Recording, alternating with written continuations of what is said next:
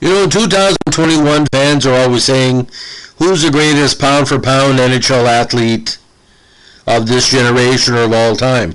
Well, for me, it's not the sense that he's unknown. Just the fact is, a whole generation of these fans have passed away in recent years that could stick up for him. But this guy was so good at what he did, a Hockey Hall of Fame member.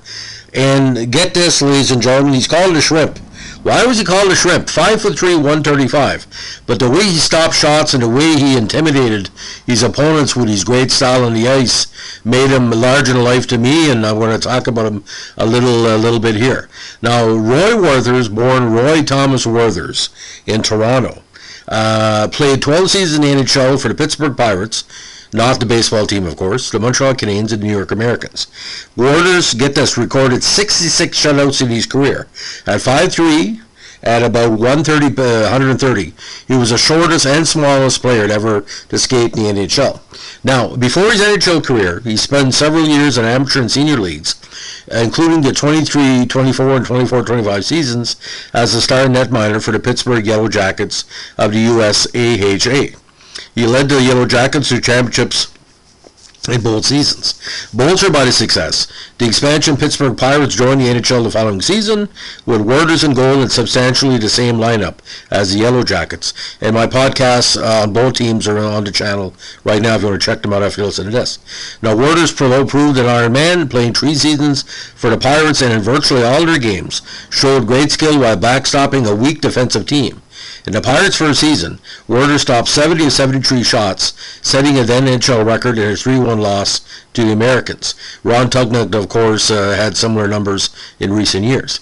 Now, Werthers then refused to sign with the Pirates for 28 and was suspended briefly before being traded to the Americans, for whom he would spend the rest of his career, save for a single game on loan to the Montreal Canadiens in 1930.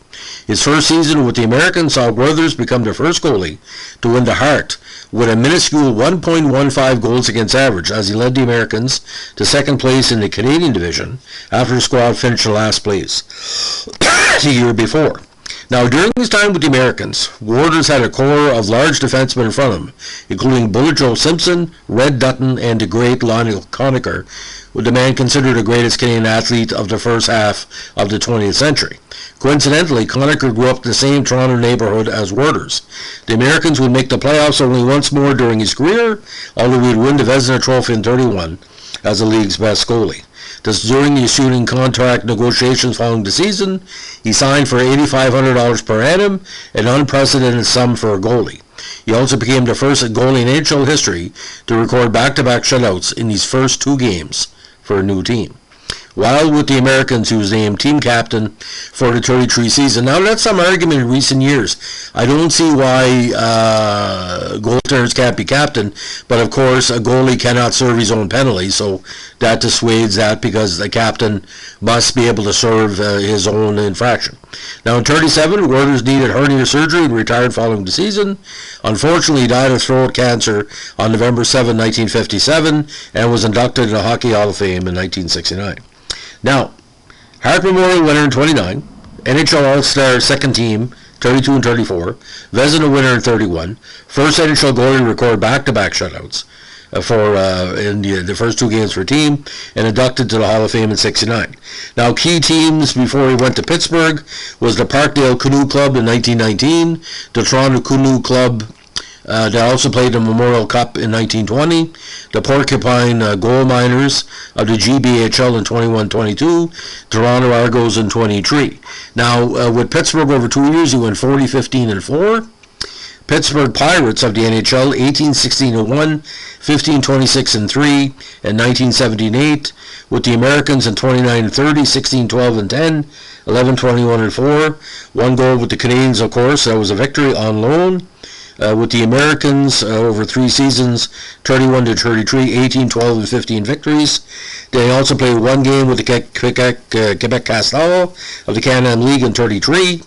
And back with the Americans in 34-37, 12, 12, 16, and 6. Very deceptive overall record too. 484 games played, 171 wins, 229 losses, and 83 ties. He skated 30,000 minutes in the cage. with 1,143 goals against with 66 shutouts. Now, put this in perspective, ladies and gentlemen. In 1929, he won 13 games by shutout, only had 16 victories, so anytime he scored on them, the opponents would win, so he lost a lot of 1-0 games. Now, a 2.27 average. Now, in the playoffs, 3-6-2 with 3 shutouts with a 2.09 average. And to my knowledge, he's the only player, I think, in the Hockey Hall of Fame to have such a negative win-loss record. Roy, I think Dick Irvin did an essay on him once through his father and said, Roy, if he would have played with any of the Boston, Montreal, Toronto squads, Detroit, he would have won numerous Stanley Cups. But the New York Americans, the only reason why they were alive all those years is because, just like Carey Price, and you're seeing that now with the 0-5 start of the Montreal Canadiens, Carey Price is a Roy Werthers of the Montreal Canadiens. You take this guy out of the net and you wouldn't have any success. But for me, in my personal opinion, I look at that 1929 season, which you'll never see that again. Again, 16, 12, and 10, 13 shutouts, a 1.15 average. And that's just tremendously outstanding.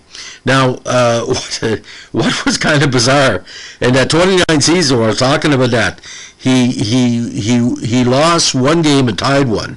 He only gave up 1 goal, and one goal was a 1-0 loss, and the other was a 0-0 tie shutout, 0.40 average. So pretty, like I said, pretty freaky. So that's a legend of the Shrimp. Don't say that with a straight face, because I know the bigger players tried everything against him. He would stop. From what I heard, he had a combination, kind of a Dominik Hasek style with a little bit of Tony Esposito. Because, you know, Tony Esposito wasn't that big as well. But Roy Werthers, if he would have been 6 feet tall, he would have won maybe 10 straight Stanley Cups. He was giving away up to 5 to 7 inches on every other goalie in the NHL, and he made up for it with skill, determination, and you know, God-given talent. So that's a legend of the great Roy Werthers. Thanks for listening. Bye.